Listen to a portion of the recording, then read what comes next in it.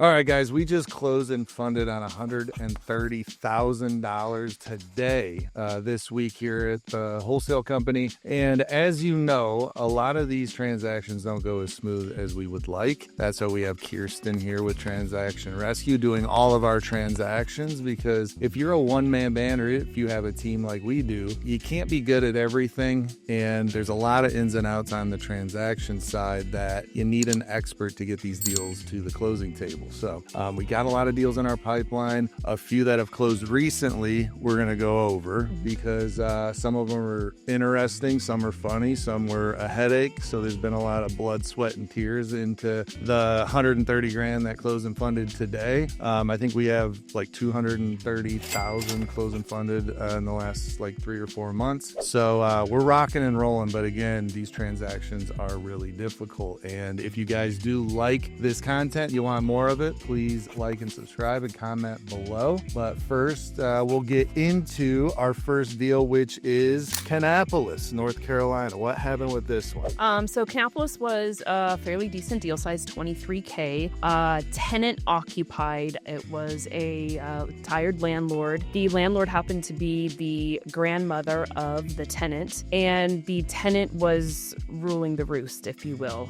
Total control freak, was not honoring any of the agreements, was making a mess of the property, and then eventually she actually stopped paying. And so when we locked it up, it was pretty apparent that we were going to have to help the seller get the tenant out. She was going to need a lot of hand-holding on that. So the first thing I had to do was prepare a notice to vacate to expire the lease that was in place for the tenant.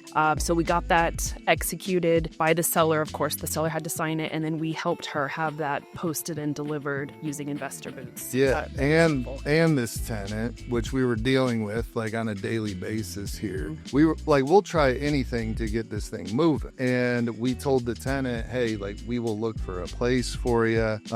What do you need? Do you need help moving? We'll actually put a deposit down if we have to, if you're low on funds. And we searched high and low for rentals. We found her some, and she ended up applying for one of them. And it turns out she had an eviction on her record, and she was getting denied for everything. And then she was mad at us because she had to pay $100 for the application, which stays good for 12 months, by the way. And she never told us about the eviction. We didn't know about it. She had like a judgment on her or something for it. So like, we tried everything we could. And then, you know, at some point I just kind of got irritated with the whole situation. And I was like, listen, we've tried everything with this lady. Now she's asking us to pay her judgment, right? Yeah, she wanted the judgment paid, and then she wanted $2,000 to vacate, to put down for a deposit for her next place. Yeah, it was ridiculous. It's like, we'll go above and beyond to a point, but I was not convinced this tenant was even gonna get out. So at some point I was just like, hey, listen, she's not gonna be homeless. She has family.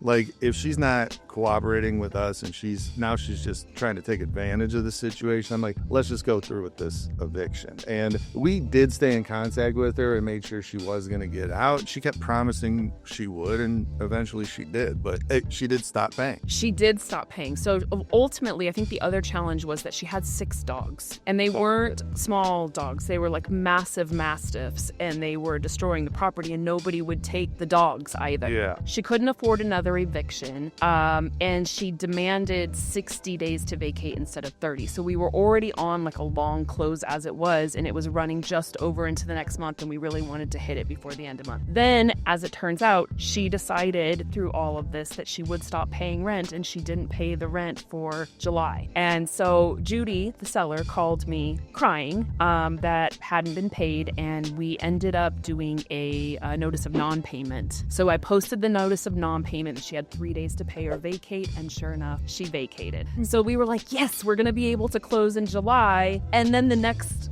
bag dropped, and that was that Judy was married, and she owned this property sole and separate. However, North Carolina is a community property state, and the spouse either needed to sign the deed to exit or a free trader agreement as an alternative, and he was refusing. He didn't want her to sell the property, and there was some backstory behind that, and ultimately we were able to get him to sign, and then we come to the day of close. We're all excited because we're going to close, and Wells Fargo's automated payoff system system goes down and we can't get a payoff.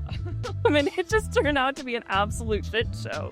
So 5 days later, we still don't have a payoff. I get on the phone with Judy and I'm like, I need to get on a three-way. She refuses. She hangs up on me. And so I decide to call Wells Fargo myself because my escrow officer, the closing attorney, the closing assistant, and Judy had all been calling for payoffs. And sure enough, Wells Fargo had set the payoff 10 times. Nobody could figure out that it was in their inbox. I get it in 5 minutes and I became the hero, which is great for me and it's great for Judy because we closed, we funded, and she has her money. Yeah, and her husband ended up signing, right?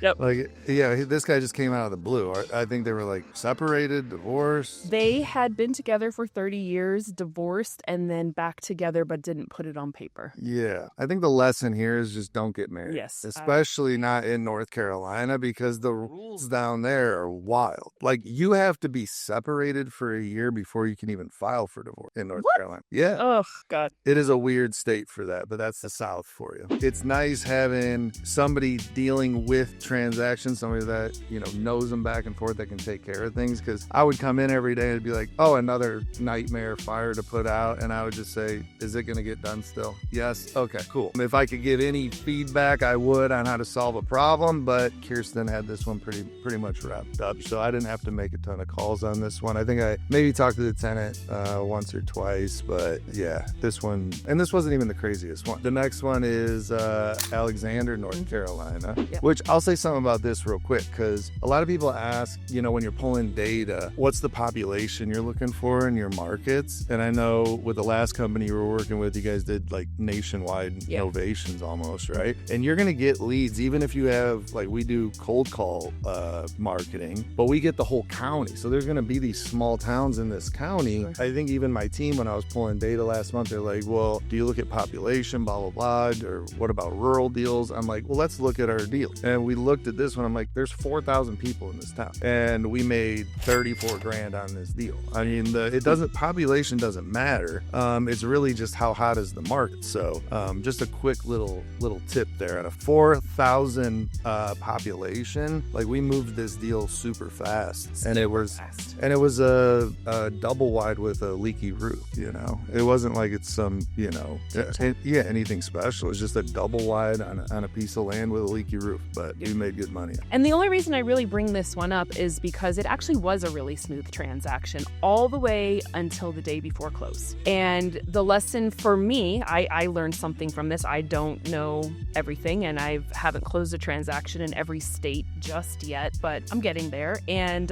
what I learned was that in the North Carolina purchase contract, there is an automatic extension for 7 days. Now, the way it was taught to me was the intention behind the automatic extension is for a buyer who's obtaining financing. It's there because lenders never get it done on time. And instead of having to constantly combat end of close addendums, they just said, well, let's put this in. It'll give everybody 7 days. Well, unfortunately, the buyer's agent here got really slick with us and decided that they wanted to use it for a convenience opportunity and demanded the extension, which none of us were prepared for. And again, it happened and we were notified the day before closing, which was the day the actual seller was signing, thinking that we were closing the next day. So what happened was we had a poor customer experience, a seller experience as an ultimate result of a missed contract addendum that's hid in the text of the body of a purchase contract. Yeah, and this wasn't the seller's fault, to be clear. This was the buyer and the buyer's agent. So the first one we talked about, Kannapolis, was a total off-market deal. We just marketed it to our buyers and we moved it off-market, assigned it,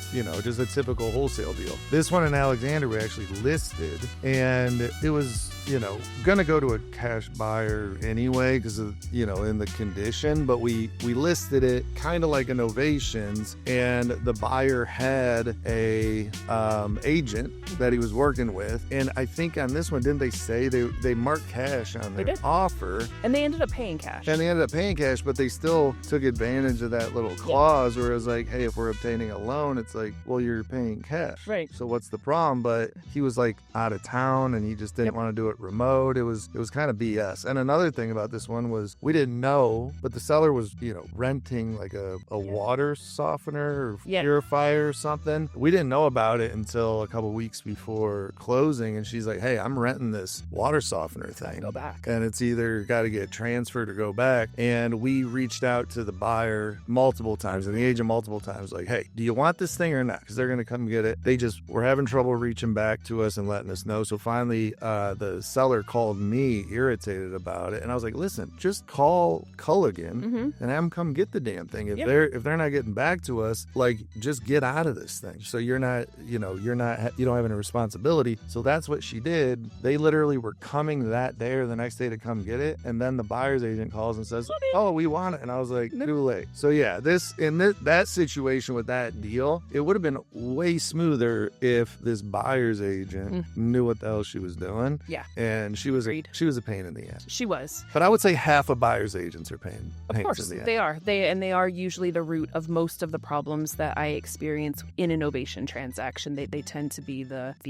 obstacle. Yeah, it seems like they just don't know what they're doing. Well, and I don't half wonder if it's because there is a vagueness in the transaction when we're explaining it to avoid more confusion.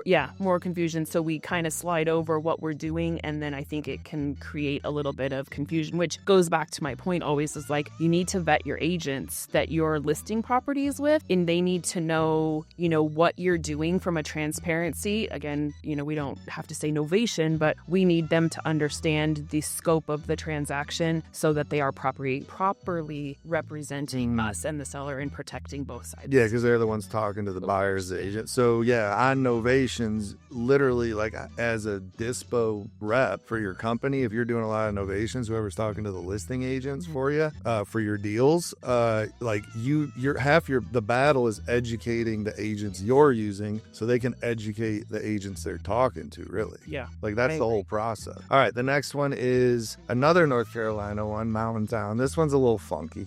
Some of you saw it on my social media and Instagram stories. We've been going back and forth with this one. I think this was supposed to close last week originally, or no? It was supposed to close Monday.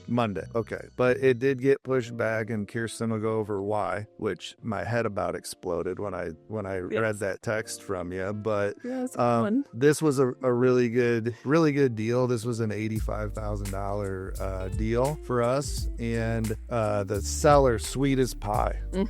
And I just got off the phone with her, and I'll have the link to that call of asking her for a review for our company in the description below. So go check that out because she is the sweetest. But this was, I kind of just took this one on because I knew how big this deal was, and I just wanted to make sure all the T's were crossed and I's were dotted. So I was a little more involved with this one than I usually am, but I'm happy I was because it was a big deal, and I think we gained a lot of trust, and the sellers loved us. So, but it did get to the closing table. We got funded out. It did. So this one, the deal size was massive. I think initially we were 97,000. I think it's what we were thinking we were going to come out at. Yeah, we had a offer. It was an FHA buyer. So this was locked up as innovations originally. And we did have an FHA buyer offer that put like 111 or 100 and something into it with their offer. But I knew the condition, and I knew what an FHA buyer was going to be asking for and what might even be required. And I'm like, man, I don't want to lock this thing up for weeks waiting for an FHA inspection and appraisal, and just for the buyer to come back and say, hey, either I need you guys to fix $30,000-$40,000 worth of stuff, or we're backing out and then we're starting all over again. So we kept it listed, didn't accept that offer, and then the next offer we got was cash for $15,000 less. So I was like, all right, we'll still be in the high 90s when we close, but this cash buyer ended up being worse than any FHA buyer could have been. Oh, she was such a disaster. So for this one, we did make the decision to double close. Again, I think when you're playing with those types of numbers, a double close is always necessary. It's the responsible and the right thing to do. And I'm so glad that we did it, because it would have been even more of a disaster. It wouldn't have closed. The other really good thing I'll say about this is I think that even though like this is an agent you've worked with for some time, I think this transaction transaction probably solidified the relationship moving forward. Like we kind of have like a little team thing going on there, and I think it'll be really good for this area. Yeah.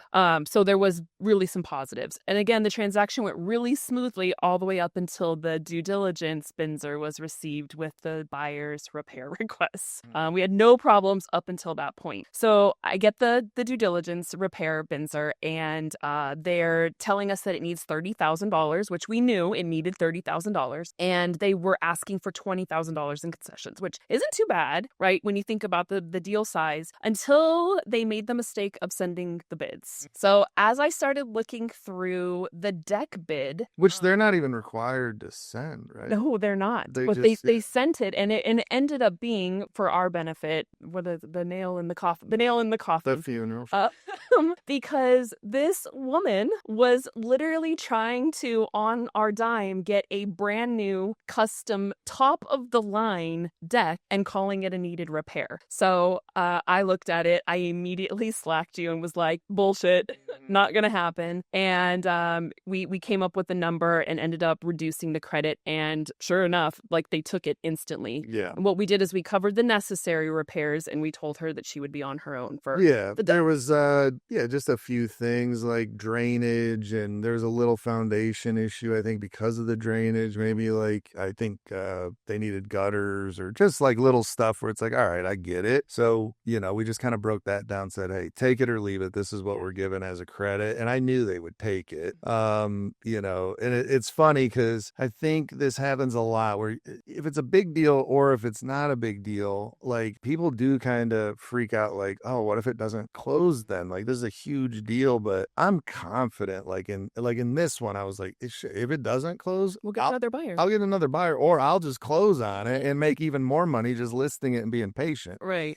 So like having that confidence on this one, I was like, let her say no to this credit. Yeah. That'd be better for us because like I'll just list it, I'll buy it and list it and make more money. So just being comfortable with your numbers and how you underwrote the deal and the relationship you have with the seller. It's like there was nothing that could have ruined this deal. Yeah, I agree. And I think it's kind of one of the reasons I wanted to talk about this deal, because there were so many lessons for newer wholesalers with their deals. There are a couple of lessons that are takeaways here, right? Like we have to not be afraid to say no. We don't just say yes and bend to the buyer. They don't, otherwise they'll walk all over you. I say no way more than I say yes to buyers. Yeah. But you have that experience and that confidence to the point. And a lot of, some of the clients that I work with, they're like, oh, well, this was the only buyer. And it's like, it can't be the only buyer ever. Like there are other buyers. And if we hold that posture throughout the transaction from start to finish, you're going to end up with a better experience all around. Yeah, they're testing you and they're trying to negotiate too. So I get it. But like even the other day, we had an offer on a property. So we had this listed at 200 with a 1% listing agent, somebody we work with in the area and know really well. She lists a lot of our properties for 1%, and she has it listed, and we got an offer of I think 170 or 180 or something, and it was a cash offer, closed fast, all this stuff. But we had 4 buyers that wanted to walk it. There's a tenant in there till the end of the month, and we had an opening on Monday. The tenant was going to let everybody in, so we had like 4 or 5 buyers that were interested at the 200, and we get this cash sight unseen offer, and they think, hey, this is sight unseen, I bet they're going to take it, so we don't got to mess with the walkthroughs. I think it was 180, and Lucas on the team, who's young and new, right, he was like, 180, what should I counter with? And I was like, 200. Like, well, we have it, we're going to sell this for 200. Yeah. And this is one of those, I made the announcement, which I do sometimes in the office, when we locked this up and I ran the numbers on it, I said, we're going to sell this for 200 grand. I've never been more sure of anything in my entire life. And the guys have been making fun of me about that with this deal, but I said counter 200, our asking price, and if they don't want it, we got 4 other people that are walking it Monday, and I said it's gonna sell for 200. Like the numbers were clear as day. Yeah. So we just put we dug our heels and we just said no, 200 grand. If you want it, 200 grand, sight unseen, and they immediately said yes, 200. Yeah. That is a really good one, because the story of that buyer and who the buyer is to the seller is actually a good story. Yes, yeah. We'll do that one, so stay tuned, and we'll talk about that one when it closes. We'll talk about the crazy part of this. So we send the counter. The due diligence comes back verbally accepted, and here's where the transaction take a hard right turn. So agent reaches out to me. She doesn't want to tell Tony this because she knows Tony's going to lose his effing mind, which you all saw on social media.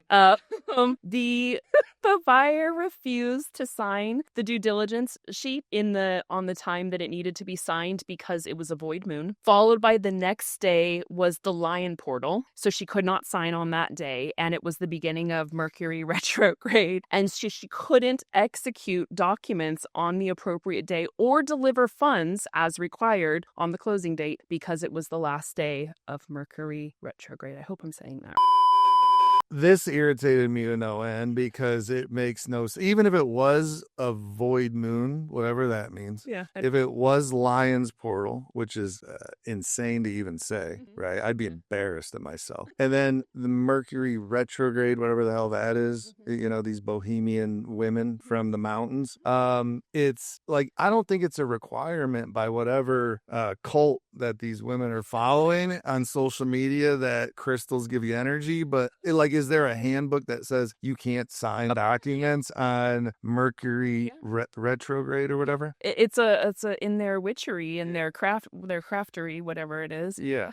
Believe what you want to believe, right? Like, I'm not knocking it. No, don't believe it. I'm saying I'm knocking it. I'm saying if you believe in this shit, like there's something wrong with you. Like you hate your dad, you had a rough life. I don't know what it is. Yeah. Like eat some mushrooms, go to the desert, and then just get back to normal when you're buying. Most people probably eat mushrooms, so that's the problem. But don't eat mushrooms when you're trying to sign closing. There we go. That's my point of all of this is you can believe in whatever you want to believe in, but like when it comes down to you're purchasing a home or you're doing some important decision, like how are we letting spiritual witchcraftery dictate our business transactions? It was wild. It doesn't stop there though. It gets better. So then we get all of this resolved. We agree to push it back the one day. We're like, let's just get it done. Like it's $85,000 at this point, which is after the credit. That's where we nickeled ourselves down to. And she asked for an extension on due diligence because of all this bullshit. So my agent calls me last Sunday and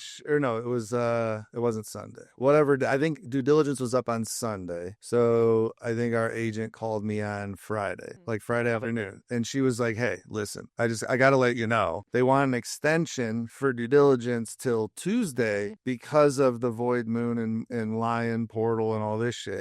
And mind you, this was supposed to close on Monday, and now the closing is being pushed back. And I'm like, ask that lady if she's literally out of her mind. Like, you think we're going to extend due diligence because of all of this? Like, it is the craziest thing I've ever heard. I said, absolutely not. I said, I will 100% let this deal fall through over this principle. Again, because I knew this was such a good deal, I'm like, I would rather close on it and even flip it, right? Yeah. Like, my agent begged me to flip this one and another one we have listed out there. But the reason I probably will never flip in Asheville again is because of this buyer.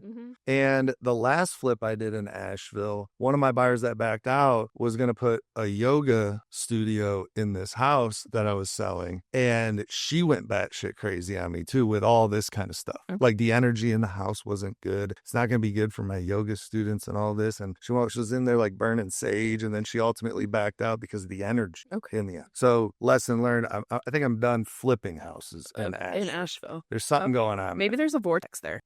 I think it's just a combination of like women that have been in the South too long, around a lot of like religion and conservatism that rebel, go to the mountains. Like if anybody's been to Asheville, it's just a bunch of breweries, tattoo shops, and there's statues of mushrooms everywhere. It's like a big mushroom culture. Right? So it's like, yeah, they might think it's spiritual or whatever up there, but I think everybody goes there just to lose their mind, take drugs, and be lunatics.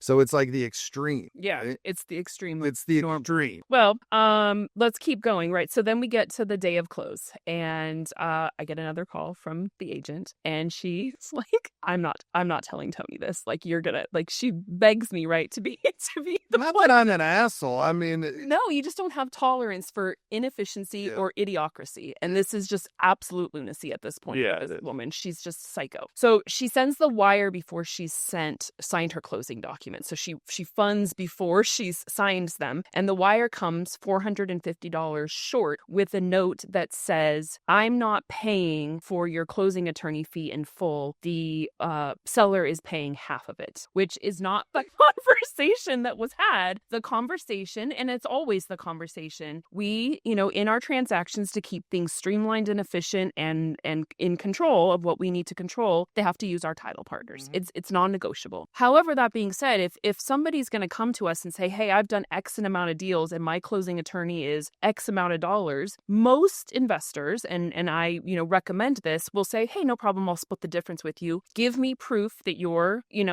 closing attorney charges less. We'll look at it, and the difference, the delta in what our attorney charges versus yours, I'll split it with you. No problem, right? Like, let's keep the deal going. Let's not stop or be a stick in the mud about it. Yeah. Which is what you told her. Sure. And she decided amongst herself and her lion portal and her void moon that meant we were going to split the escrow fee and that she would only had to pay half of it. Yeah. Well, she didn't think that. She just was being an ass. Yeah. And to your point, like, this was not written down even as an agreement. And we told her, hey, get a estimate from your closing attorney, and if it's way lower than ours, I'll split the difference. Yeah, I think that was a fair compromise. She agreed to it, never got an estimate, never brought it up again, and then just, on her own was just like, oh, I don't think I'm going to pay the full $900. I'm going to split it with them, so I'm just wiring that, which delayed this another day, right? Because she's an asshole. I mean,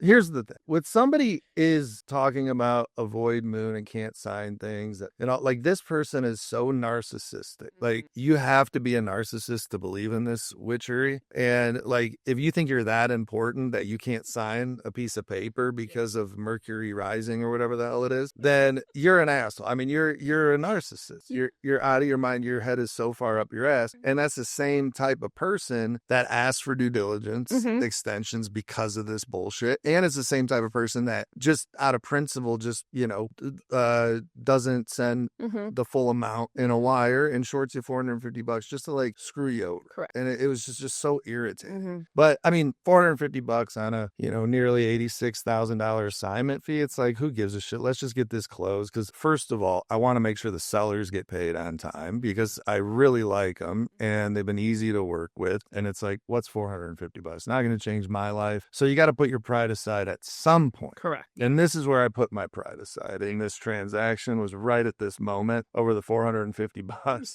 And I said, my pride is worth more than that. Yeah. So yeah, we'll set it to the side and just get this thing closed out minus $450. Yeah. You were the bigger person in this transaction all the way through, for sure. But it brings up a really good point and another point of value or education for people. The reason that she probably didn't provide a statement to you is because when she went back, and again, I don't know this for sure, but a lot of times I get this, I run into this quite a bit. And when the buyer or the investor goes to their title company and gets an itemized breakdown of the closing costs, and then you take that and you put ours side by side, almost always, not always, but almost always, they're always within $100 to $150 difference. And here's the thing about it. Across the nation, rates are fairly regulated.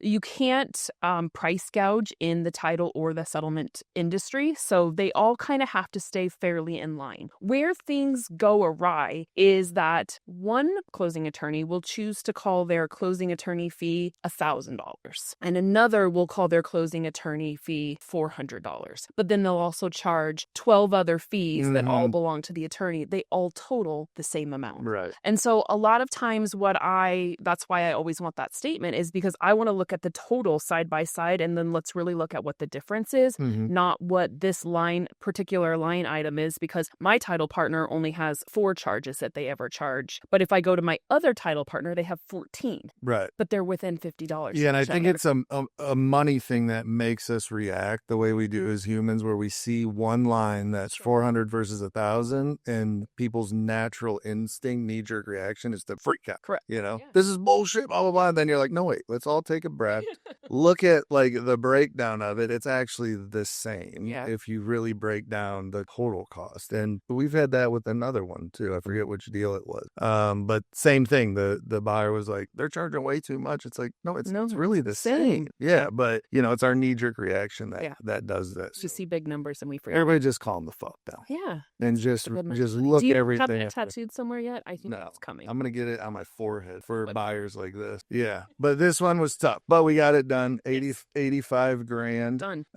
So yeah, $130,000 day, which is a big day. Yeah. I don't know how many days we've had over 100 grand, in my career. We've definitely done, this will be the 11th six-figure day for sure, because I've done 10 six-figure deals. Okay. So, but yeah, it's a big one for this company, this young company, where, the median age of my team is 24 years old, I think. So, yeah, nobody has a ton of experience, but with this new team, we're in our fourth month. There's 200 and something closed and funded total. There's 100, and so this was 130 for the month. We got there's another 135 set to close, but I think a couple of these are they are in September.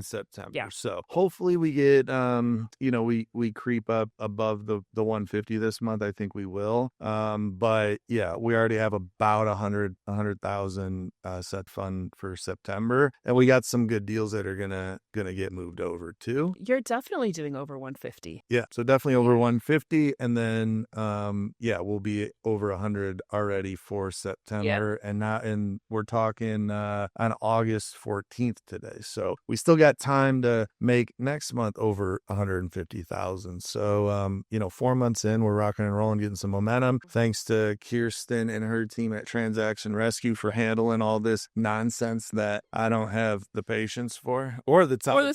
To be honest, like that's really what it is. It would be a detriment to this company if I was handling transactions, because I literally don't have a single second to do it. So thanks for all your help. Of course. Where can people find you and learn from you? Instagram for social at Kirsten Banks, and then website, book a free call. Let's connect, www.transactionrescue.com. Do we have to say www anymore?